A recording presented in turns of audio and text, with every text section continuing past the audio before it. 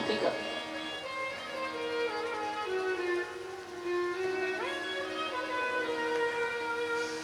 और मैया ने जैसे ही रखा वो मक्खन और गोविंद को बुलाया, कान्हा। ये तो कान्हा कहते ही भावुक हो गए, क्योंकि कान्हा शब्द भगवान ने यशोदा के अलावा, ब्रज की देवियों के अलावा किसी से सुनना नहीं चाहा। एक दिन उद्धव जी से कन्हैया ने कहा था कि मुझे सारे नाम से पुकार सकते हो, पर ब्रजवासी के अलावा मुझे कोई कान्हा कह के ना पुकारे। मैं कान्हा तो केवल ब्रजवासियों का हूं और किसी का है ही नहीं। कान्हा तो सिर्फ और सिर्फ हम ब्रजवासी, ब्रजवासियों का हूं। और आज मैया ने ये मक्खन, तो भगवान मक्खन की भूखे थोड़ी थे कि मक्खन से प्रसन्न हो। जैसे ही भोजन पर बैठे और ये मक्खन देखा तो मक्खन में मां रोती हुई, मुस्कुराती हुई, कन्हैया को डांटती हुई मक्खन में दिखाई पड़ने लगी। तो भगवान ने वो मक्खन नहीं, मैं नहीं खाऊं।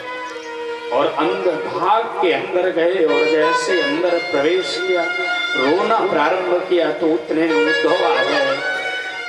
मैया से पूछे कहाँ हैं? बोले अंदर गए। और माँ भी रो रही थी कि खाए नहीं। तुम लड़ाई कर लो घर में, भोजन ना करो तो एक आध दो बार कोई कहे कहे, नहीं तो नहीं कहे। और किसी को दिक्कत नहीं है तुम नहीं खाते हो, पर अगर तुम्हारे जीवन में तुम्हारी माँ जिंदा है और तुम घर से बिना खाए निकल रहे हो तो निकल नहीं सकते। इसलिए मैया ने उद्धव जी से कहा कि जाओ समझाओ।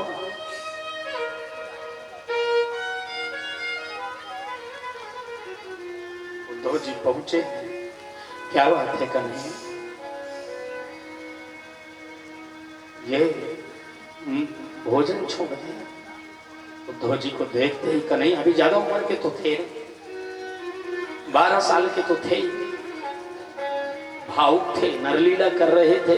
और 12 साल का बच्चा कितना अच्छा मैच्योर हो सकता है, कितना परिपक्व हो सकता है। ये हम लोगों को कभी किसी की याद आने लगती है ना, तो मन में आता है कि आज ही दर्शन करने। आज मैं सोच रहा था ये विपिन जी वगैरह के बारे में, कल शाम को या आज सुबह ऐसा कि हम 12 मासी कथावाचक हैं और ये सब 4, 6, 8 साल 10 साल से हमारे साथ हैं। इनको कभी फुर्सत नहीं, एक के बाद एक हवन नहीं होने पाती, दूसरी जगह वेदी बनना है। टेंट वाला कह रहा था कि हमको टेंट डबल करना है, साउंड सिस्टम वाला कह रहा था कि हमको साउंड सिस्टम डबल करना है, पर ये पंडित जी लोग कह रहे थे कि हम तो डबल हो नहीं सकते, हम तो सिंगल हैं। ये कितना त्याग है। कभी कभी तो अपने माँ बाप की, अपने बच्चों की, अपने भाई बंधु, अपने बाल सखाओं का स्मरण होता हो। सुबुल जी, कभी कभी तो ये बात आती होगी इनके मन में, पर कर्तव्य पथ ही इतना कठोर है कि आने के बाद भी व्यक्ति जा नहीं सकता। नदी का मामला था, केवल जमुना ढांकना था। आजकल तो भगवान राजा भी हो गए थे, चाहते तो चले, पर भगवान को पता है जितनी बार जाऊंगा उतनी बार प्रीति बढ़ेगी, कम नहीं होगी। बढ़े परस्पर प्रीति न थोड़ी, और मुझे आगे बड़ी लीला करनी है। इसलिए उद्धव जी से कह रहे हैं, उद्धव जी माँ से बोलो मुझे मक्खन न दिया करे। तुम रोते क्यों? बोले ब्रजवासी हमारे लिए रोते हैं। ब्रजवासी रोते हैं तो हमें भी उनके लिए रोना पड़ता है। ये यथा मां प्रपद्यन्ते तांस तथैव भजाम्यहम्। देवियों ने कहा था ना कि जा रहे हो तो जाओ,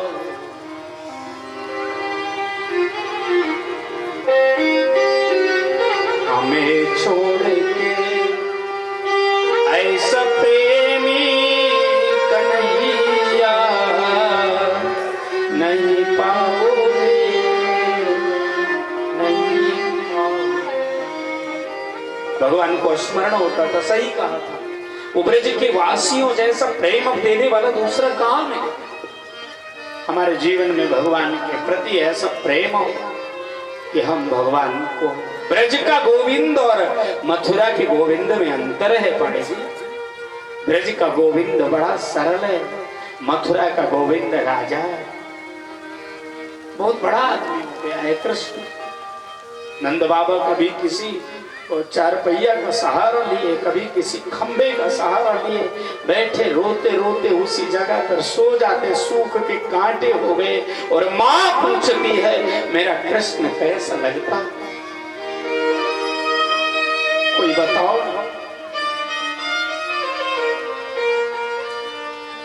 ये लताएं कदम की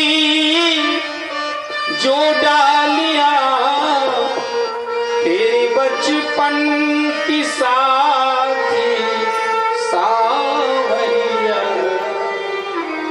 कुंज गलियां कहानी तेरी पालकी। एक एक डाल में एक एक पत्ती पर कृष्ण दिखता है और ब्रजवासी दौड़ के पकड़ते हैं तो हाथ में पत्ती आती है, कृष्ण लगता है। कुंज गलियां कहानी तेरी गाय, तेरी गाय ऐसी गलियां कन्हैया नहीं पाओगे, नहीं पाओगे। जा रहे हो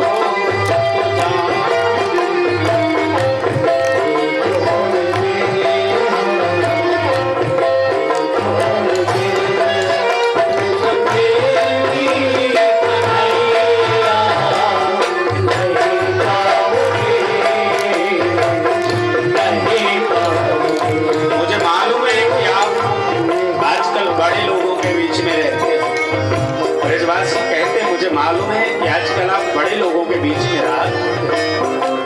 पर एक बात सुन लो, तुम्हारे बड़े लोगों के बीच में रहने से मुझे कोई जलन तो नहीं हो रही, पर तुम्हारा हम गरीबों के यहाँ आना आना हमें याद होता है। ये गरीबों के घर में आना तेरा, घर के छीके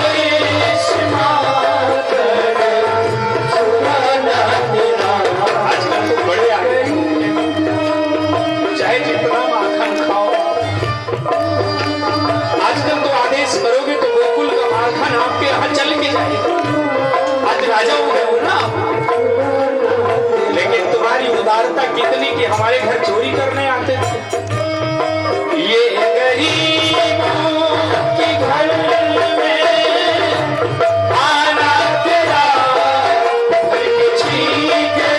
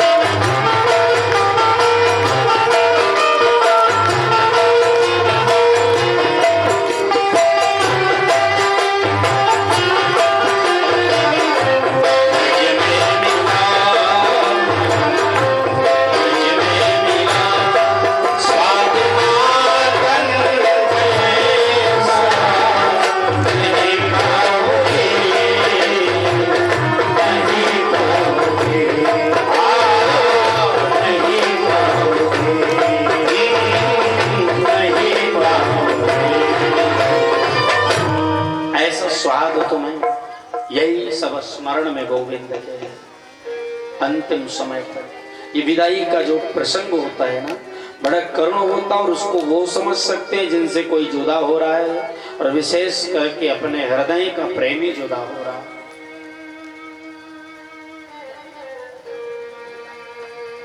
सारे पूर्ववासी युधिष्ठिर आदि भगवान को विदा कर रहे हैं, और भगवान के नेत्रों से अश्रु बहे जा रहे हैं। बड़े दिन बाद जा रहे हैं ना लोग, कुछ दिन कहीं रह लीजिए तो वहां से लौट के आइए तो बार बार हुड़ुक समाइए। मन हुड़कता है, बेदर्दी बाल माँ तुझको मेरा दिल याद करता, वो बार बार स्मरण में आता। जाने लगे, सबने प्रणाम किया। मैया ने कहा आते जाते रहना। अच्छा, भगवान निवेदन करते, बुआ जब तक तुम हो तब तक तो आता जाता ही रहोगा, बाकी आगे का बोले आगे का इनका व्यवहार। अभी जब तक तुम हो तब तक तो चाहे ये मारे तो भी हम आएंगे, क्योंकि हमारा तुम्हारे प्रति स्नेह है बहुत। इधर जंगल में रमण रेती पर कुरुक्षेत्र की भूमि में पड़े हुए युधिष्ठिर जी इंतजार कर रहे हैं कि अंतिम में दर्शन देने आएंगे तब देह त्याग करूंगा। और भगवान ये हड़बड़ाहट में ये काम ही उनके दिमाग से उतर भूल कि मुझे दर्शन भी देना। रथ पर रथारूढ़ हो गए,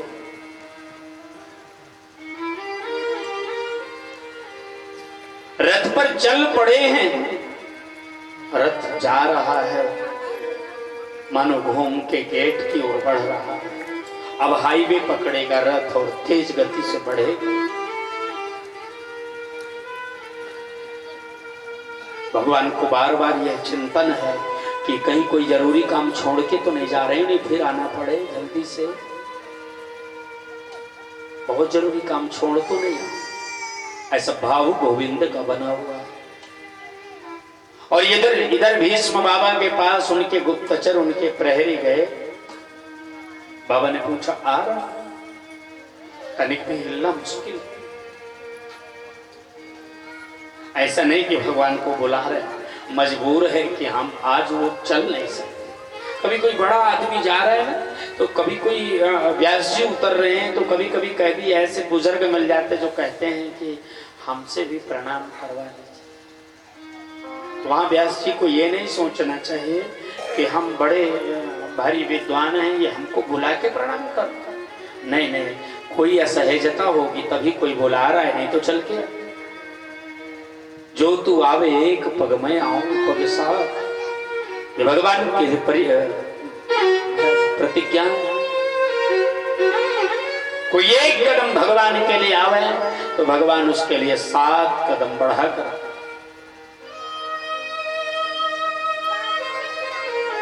भीष्म बाबा ने निवेदन किया है, अंतिम समय में आना जरूर कन्हैया, तुम्हारे आने पर शरीर छोड़ूंगा। उसी समय कन्हैया ने कहा छोड़ दो शरीर, हम तो आज ही खड़े हैं। भीष्म बाबा ने कहा युधिष्ठिर का राज तिलक देख के सुन के मरने की इच्छा।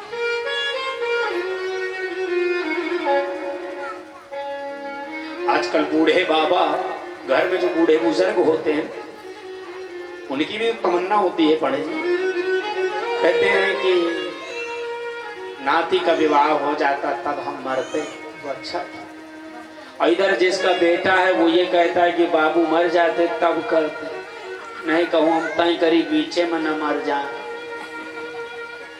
है ना, सुनने को मिलता है। भाव को लोग नहीं पढ़ पाते। क्या वो बुजुर्ग में पोते का पनाती का विवाह होना है?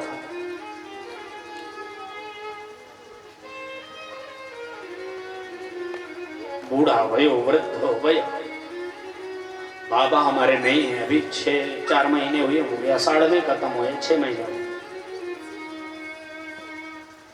उनकी बड़ी इच्छा थी कि जब यज्ञ हो तो हमको ले चलना, नित्य गाड़ी से हम देखें।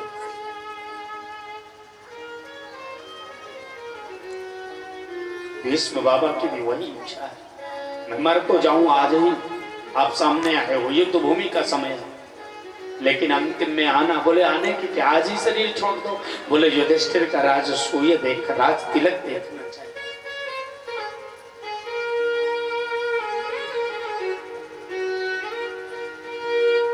तो यहाँ लेटा युधिष्ठिर, महाराज भीष्म बाबा का शरीर और बिल्कुल बाणों से भिगा हुआ, आधा बाण ऊपर है, आधी बाण नीचे, और बीच में भी बाबा के देह है, भीष्म बाबा का शरीर है। और उस शरीर का तनिक भी हिलना मुश्किल है, तनिक हिले तो कसक, कांटे लगे हैं, कांटा नहीं धंसा है। कांटा धंस जाए और कांटा टूट जाए तो अलग बात है, पर कांटा आधा ऊपर निकला रहे आधा नीचे और उसी कांटे पर खड़े होना पड़े तो कितनी कसक का विषय होगा। और उस समय इच्छा मृत्यु का वरदान हो। आज भी किसी के पेट में पीड़ा हो जाए तो उसकी इच्छा हो तो चले ही बस, पेट में पीड़ा जाए, किसी के कान में पीड़ा हो गई, किसी के दांत में पीड़ा हो गई तो बोले हे भगवान हमारा मर जाते तो ज्यादा अच्छा था, पर उनके बस में नहीं है। यहाँ भीष्म बाबा के बस में है उसका मर जाना,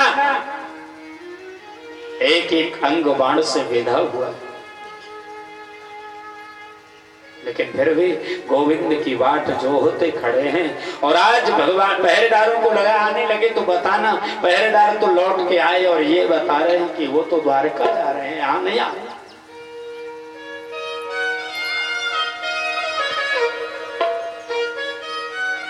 नेत्रों से अश्रु बरस पड़े।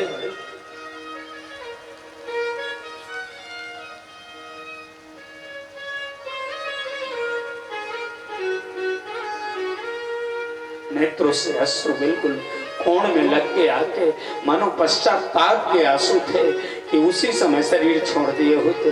तुम्हारा क्या है, तुम भगवान हो, तुम्हें कोई कुछ कर थोड़ी सकता।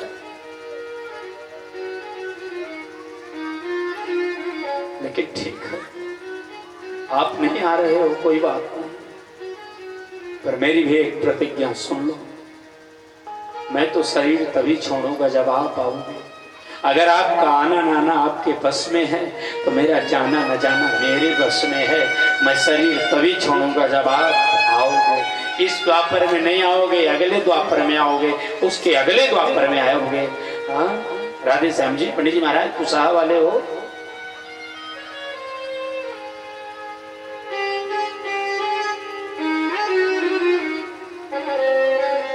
इस बार नहीं आओगे तो अगली बार आना तो तुम्हें पड़ेगा। इधर चामुंडा के गेट से आगे हाईवे पर बढ़ते बढ़ते बढ़ते कन्हैया को याद आ गई, बाबा को बिना दर्शन दिए चला जा रहा। अर्जुन लो कहां चल रहे हो? बोले तुम्हारे बड़े भाई साहब राजा तो हो गए, पर राज्य भार का उपदेश किसी महापुरुष से नहीं दिलाया हमने, जल्दी चलो। और जल्दी आए। युधिष्ठिर बोले कैसे कन्हैया? बोले किसी महापुरुष से तुमने राज्य की शिक्षा नहीं ग्रहण किया, चलो शिक्षा ग्रहण करो। और जो शिक्षा के लिए आए तो भीष्म बाबा के पास ही जाए।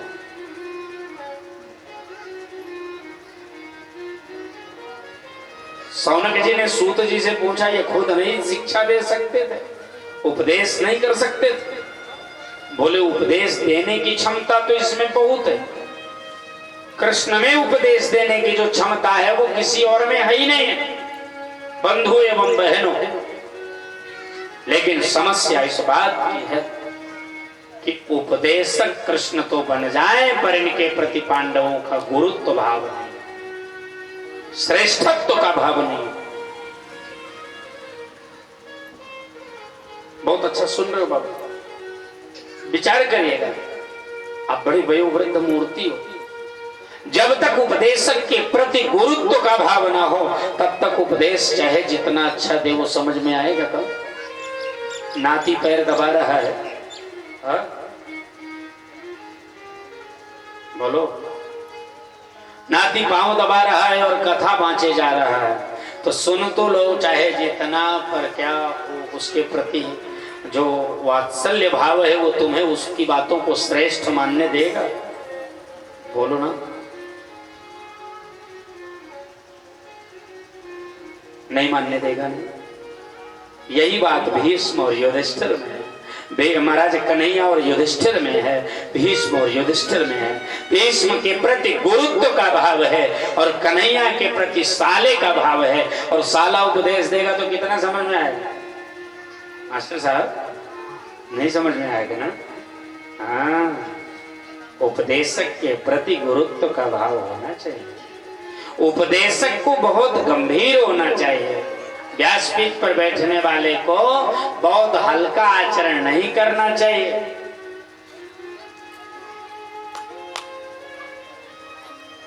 और भगवान चलो चलो भीष्म बाबा के पास, बाबा समझाएंगे। भगवान को ये लगता है इन्हें उपदेश मिल जाएगा और गोपनीय ढंग से मैं दर्शन दे दूंगा, बाबा से hello hi tata bye bye हो जाएगा, ओके सी यू हो जाएगा, निकल लेंगे, हमारी गोपनीयता बनी रह जाएगी। और जो चले तो पैदल चले। संत मिलन को जाइए तजी ममता अभिमान।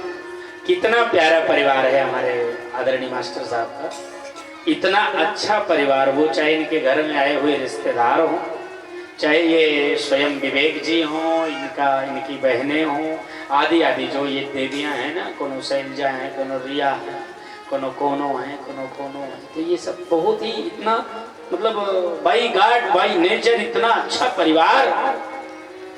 सुबह क्या कहा आपने? पहले एक परिक्रमा का करके आओ तब यज्ञशाला में प्रवेश करो। ये उपदेश कल मिला था ना। तो यही भागवत के श्रेष्ठता का सबसे विशेष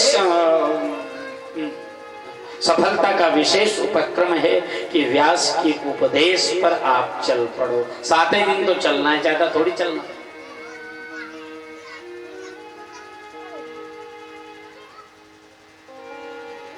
भीष्म बाबा के यहाँ लेकर के भगवान समस्त महाराज पांडवों को लेके जा रहे हैं। और यदुवंश शिरोमणि अचानक चर्चा होने लगी। जब किसी के यहाँ जाने लगो तो चर्चा होती है ना इकट्ठा कि भाई प्रेम तो हम सबको हमेशा ही करते थे।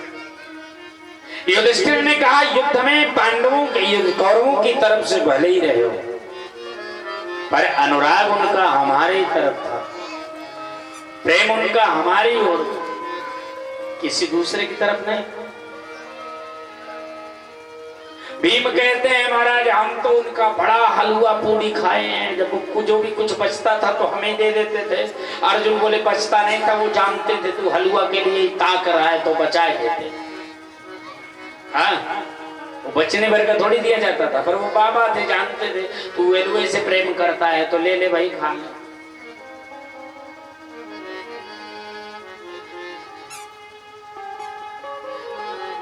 अर्जुन कहते हैं हम बाबा की गोद में बहुत ले, बाबा की बहुत दाढ़ी नोचे, कभी बाबा बोलते नहीं। अनुकूल सहदेव कहते हैं हमें माद्री सुत है ना, हमें तो ये बड़ा प्रेम किए बाबा। अरे कन्हैया बोले प्रेम तो हमें भी बहुत करते हैं। तब भीम लौट करके बोले तू कौन सा उनका खासम खास रिश्तेदार है, कौन लगता है उनका जो प्रेम करेंगे। भगवान मन में सोचते हम जो लगते हैं वो तुम जानते ही नहीं हो। सोई जा नहीं जोई देवो जनाई जाए तुम ही हो। सोई जा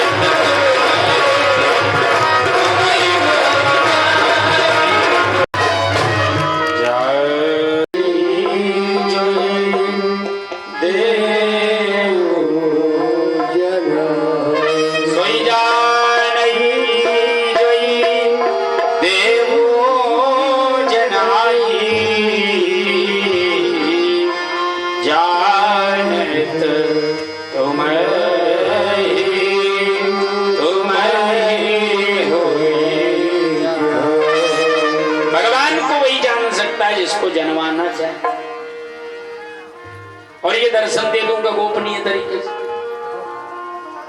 भीष्म बाबा के सामने पहुंच रहे हैं और सब अपने अपने प्रेम की चर्चा करते। प्रेम तो हमसे भी बहुत करते, प्रेम तो हमसे भी बहुत। भगवान धीरे से बोले भैया प्रेम हमसे भी कम नहीं करते। बोले तू कौन सा बड़ा उनका खास लगता है जो तुम्हें प्रेम करेंगे? चलो देख लेते, अब वही पता चल जाएगा तुम्हें बड़ा प्रेम करेंगे। भगवान ने चैलेंज मन से स्वीकार कर लिया, कोई बात नहीं। और जो ही भगवान पहुंचे तो सब तो ये परिवारी जन थे, आगे ही खड़े हो गए। और भगवान ने जानते हो क्या किया पंडित जी? पीछे जाकर के खड़े हो गए, सिर की और हाथ जोड़। सामने परिवार खड़ा, भीष्म बाबा का तनिक भी हिलना मुश्किल है तो ये आंखों से ऐसे देख रहे हैं। और भगवान तो पीछे खड़े हैं, ऐसे कर नहीं सकते, ऐसे कर नहीं सकते। बिल्कुल एकदम से शरीर का एक एक रग जाम है, बाणों से बिंधा हुआ। इतने में भीष्म बाबा ने धीरे से पूछा, अर्जुन जी बाबा, अर्जुन तेरा सारथी नहीं आया? सारथी मतलब समझ रहे हैं ना? सारथी कौन? हाँ नाम बोल दो एक बार। कृष्ण। अर्जुन तेरा सारथी नहीं आया? अर्जुन कह पाते कि पीछे खड़े हैं भगवान भीष्म की विवस्था को देख करके व्याकुल हो। भीड़ को चीर के सामने आए, दादाजी प्रणाम, हम यहां खड़े। भीष्म बाबा बहुत शिकायत भरे लहजे में बोल रहे कि बहुत देर से दर पे लेटे हैं मोहन, कृपा करते करते बहुत देर कृपा करते करते। मानो ऐसा निवेदन कर,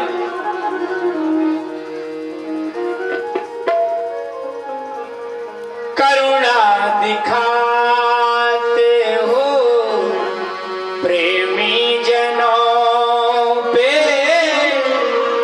करुणा दिखाते हो प्रेमी जनों पे,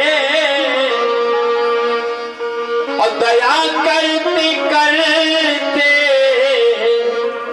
दया करते करते बहुत देर कर दी, कृपा करते करते बहुत देर कर, कृपा करते करते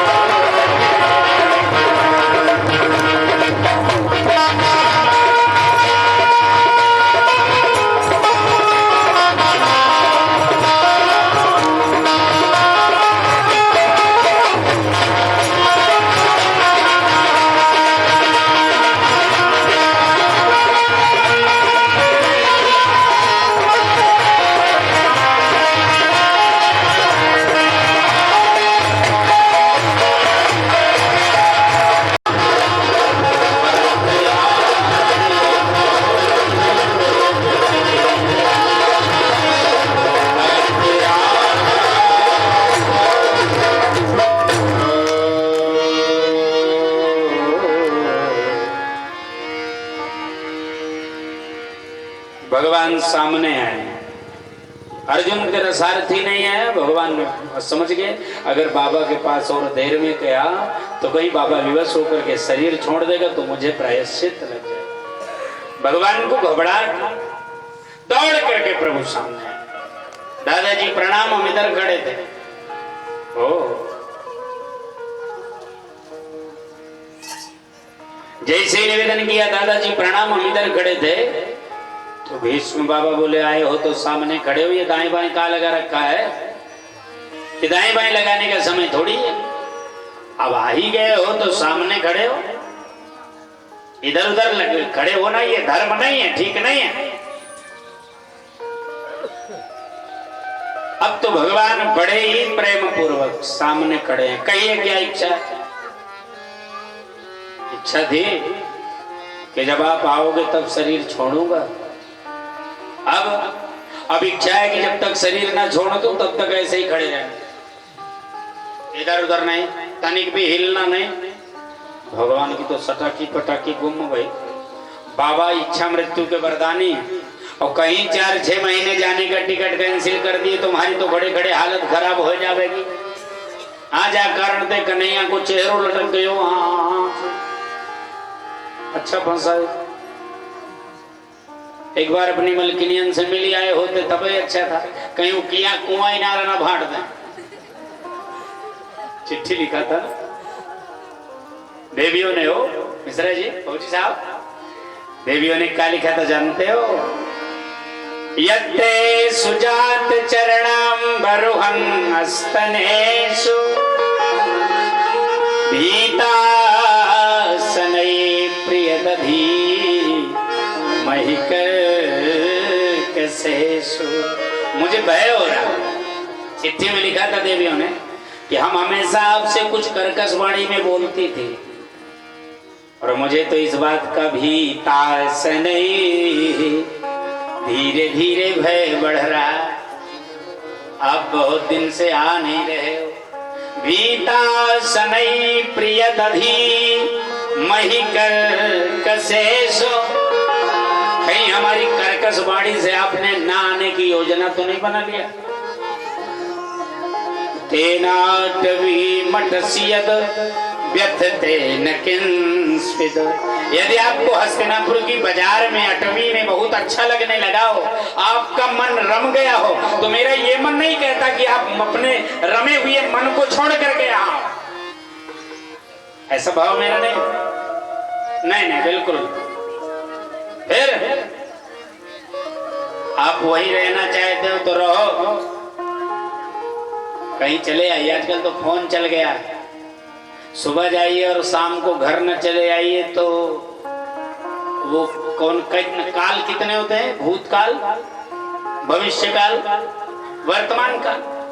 हम लोग 3 काल पढ़े थे, एक चौथा काल आजकल मिस्ड काल। भूतकाल, भविष्यकाल, वर्तमान काल, ये चौथा मिस्ड काल।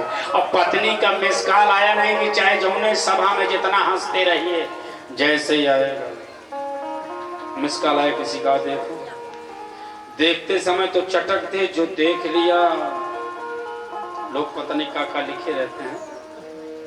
हम तो नंबर वो याद करें, यही लिखे कुछ नहीं। समझे? नहीं तो होम मिनिस्टर, गृह मंत्री और जैसे ही मिस कॉल आया तुरंत देखे आ जाए भैया। जैसे ही देखा कितनी बड़ी सभा में है आप, हाँ चल रहा, और इतने में जिसका मिस कॉल है, और जो देखा तो एकदम चेहरा लटक, ऊँट सूख गए। अब अंदर वाला रसगुल्ला जो फंसा है गले में वो नीचे तो जाइबे ही करेगा, पर दूसरा का जो रखा उसमें हाथ नहीं लगा सकता। किसी बगल वाले ने पूछा क्या बात है? बोले घर से फोन आ रहा है, मालूम पड़ता जमराज के यहाँ से आया। इतनी घबराहट रामदेव बता रहे, घर से फोन आए भर जाए। पता लगा घर में 5 बजे कहे तो 5 बजे आ जाएंगे, और 5 बजे तक पता लगा कोनो सभा में अभी जमीन जमा मामला है, तो आपको तो होश है नहीं, और उधर 5:03 पे मिस कॉल ना आ जाए तो बता दे। और अगर शायद फोन कर दिया आपने वापसी, हाँ बोलो, उधर से क्या आवाज आएगी? बताना पड़ेगा। सब कह रहे बता दीजिए। बस घर में तो हम हंस नहीं पाते हैं, यही थोड़ा हंस लेते हैं, है ना? तो बताना पड़ेगा, उधर से आवाज आएगी कि वही रहा है कोई तो हमका बता ही दिया। समझ गए ना? जैसे ही फोन आएगा तुरंत कट, व्यस्त। अब अगर शायद 2-3 बार नेटवर्क व्यस्त कर दिया किसी जरूरी मामले में, फिर उठाया पीछे से, यहाँ बताइए तो सारा वॉल्यूम कम करके बोला जाए तो पड़ोसी न सुन ले कि हम डांट खाते, है ना? तो आजकल होता तो मिस कॉल मार देती, पर चिट्ठी लिखा, और चिट्ठी में सबसे विशेष बात लिख दिया था। हो विपिन जी,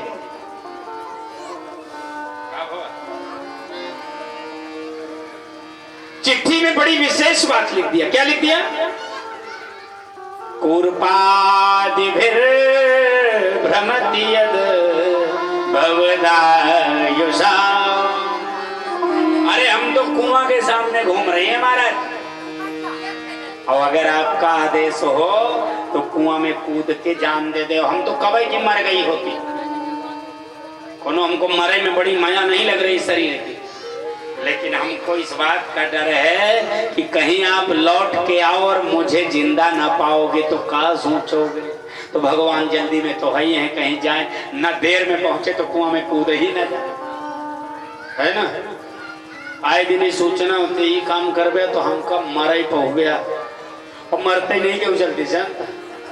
हाँ, इतनी जल्दी मरना आसान नहीं है। देवियों ने कहा कि अगर आप नहीं आए समय से तो कुएं में कूद जाऊंगा। अब भगवान घबराए बेचारे, इधर भीष्म बाबा ने कह दिया, कन्हैया ने पूछे ही तो लिया, बोलो क्या इच्छा है? बोले इच्छा थी आप आओगे तब शरीर छोड़ूंगा, और अब इच्छा है कि जब तक शरीर न छोड़ दूं तब तक खड़ी रहना। भगवान का चेहरा लटका, बाबा इच्छा मृत्यु के वरदानी है। अब कहीं 4-6 महीने जावे के कहीं टिकट कैंसिल कर दिया तो हमारी तो खड़े खड़े हालत खराब हो जाएगी। अच्छा ठीक है, अब कही दिया है तो ठीक। भीष्म बाबा बोले ये लटका चेहरा नहीं देखना। बोले फिर कैसा देखना चाहे? तो बोले जैसे हम कहें वैसे हो जाओ। सदैव देवो भगवान प्रतीक्षता। और सारे परिवार जनों बैठ जाओ। भीष्म बाबा ने सबको कहा बैठ जाओ, और भगवान भी चलने लगे बैठने। बाबा ने दुपट्टे को अपनी 2 उंगलियों में फंसा लिया और दुपट्टा पीछे खिसका जा रहा है। भगवान आगे मुड़ करके देखा, क्या बात है? बोले तुम्हें बैठने को नहीं कहा था, जो हम दल्लू के दशेर खड़े हैं ही बैठ जाओ, तुम खड़े रहो। और तुम खड़े रहोगे तब तक, कब तक खड़े रहें? बोले कलेवरम। बहुत प्यारा श्लोक है भगवान के भजन का सुबह शाम। सदैव देवो भगवान प्रतीक्षता कलेवरम या वदितम। हर व्यक्ति के घर पर एक आधा श्लोक लिखा होना चाहिए भागवत का। नहीं लिखा सकते तो आजकल डिजिटल छप रहे हैं, छपवाई के लगा दो। पर अपने सनातन संस्कृति और सनातन धर्म के परिचायक होने के कारण नाते मिश्रा जी एक एक श्लोक भागवत का लिखा होना चाहिए। सर पर मेरे कन्हैया, सर पर मेरे कन्हैया, हर हाथ हो तुम्हारा, हर हाथ हो तुम्हारा। सर पर मेरे कन्हैया, सर पर मेरे कन्हैया, हर हाथ हो तुम्हारा, हर हाथ हो तुम्हारा, हर हाथ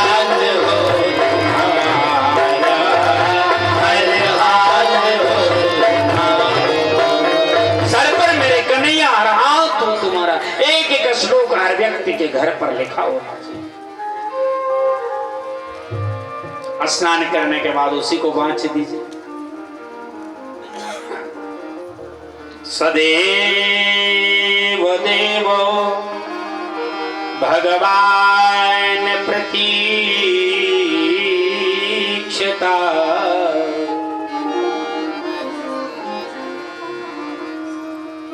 सदैव देव भगवान प्रतीक्षता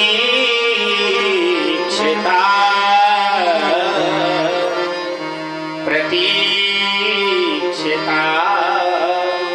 हे देवादिदेव भगवान प्रतीक्षा करो, भगवान प्रतीक्षता प्रतीक्षा करो प्रभु। कब तक? बोले कलेवरम या वदिदम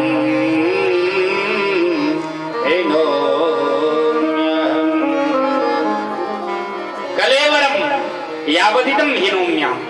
जब तक ये शरीर ना छोड़ दो, कलेवर ना छोड़ दो, तब तक। और कैसे महाराज? ठीक है खड़े रहेंगे। बोले ऐसे नहीं, ये मुंह लटका के जो खड़े हो गए हो ना, अच्छे नहीं लग रहे हो। भगवान बोले फिर कैसे? बोले प्रसन्न, पहले तो प्रसन्न हो जाइए महाराज। कैसे रहिए? प्रसन्न। प्रसन्न चेहरा अलग होता है ना मुस्कुराइए तो भी पता लगेगा। आपको जान मालूम है, आपकी सुंदरता का सबसे बड़ा रहस्य आपकी प्रसन्नता है। बीच बीच में हंसते रहिए, मुस्कुराते रहिए, है ना। और पता लगा भौरा जैसे मुंह बनाए बैठे हो और दुनिया भर की चीज लीपे पोते धरे धराए हो, सब लगाए जाले हो, कोई इंस्ट्रूमेंट छोड़े नहीं हो, है ना। 3-4 घंटा कंघी करके निकले हो, टिप टाप में टाइम लगता है ना। और चंदन वंदन सब कुछ लगाए हो, पर बैठने का तरीका है। और खुद तो रो ही रहे हो, जो पड़ोसे अड़ोसे उन्हों को रुला रहे। अरे थोड़े थोड़े मुस्कुराते रहिए, प्रसन्न प्रसन्न होइए।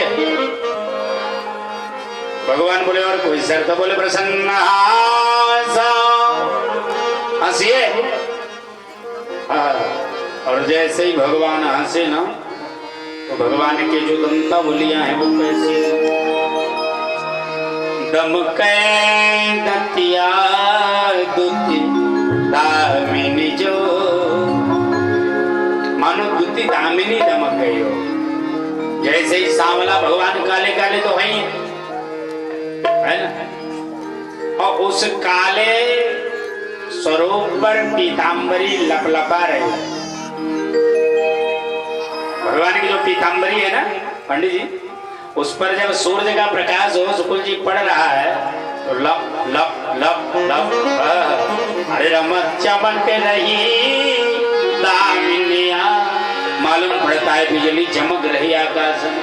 अरे रमत चमक रही दामिनिया।